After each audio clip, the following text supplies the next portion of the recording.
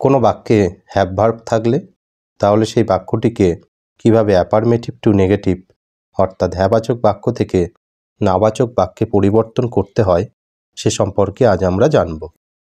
যদি কোনো বাক্যে হ্যাভ ভার্ব থাকে এবং হ্যাভ ভার্বটিকে যদি আমরা অক্সিলারি ভার্ব বা সাহায্যকারী ক্রিয়া হিসেবে ধরে নিই তাহলে তারপরে নট এবং নো বসিয়ে নেগেটিভ করতে পারি।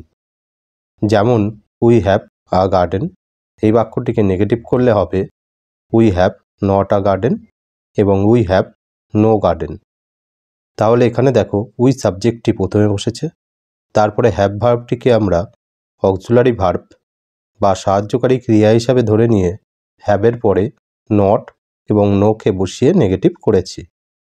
এখানে লক্ষ্য করো নটের পরে এ গার্ডেন বসেছে এবং নো এর পরে শুধুমাত্র গার্ডেন বসেছে, কারণ আর্টিকেলের আগে নট বসে।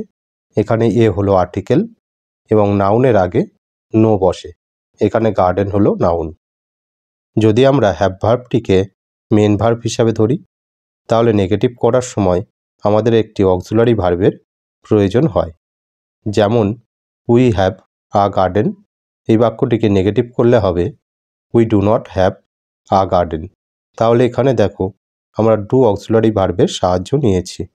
এখানে হ্যাভ মেন ভার্বটি যেহেতু প্রেজেন্ট ফর্মে রয়েছে তাই আমরা ডু অক্সিলারি ভার্বের প্রেজেন্ট ফর্ম ডুকে এখানে বসালাম। তারপর নেগেটিভ করার জন্য নট, তারপরে হ্যাভ মেন ভার্বের বেস ফর্ম হ্যাভ সেটি এখানে বসেছে। তাহলে বেস ফর্ম কি? বেস ফর্ম হলো কোনো ভার্বের মূল রূপ বা রুট ফর্ম।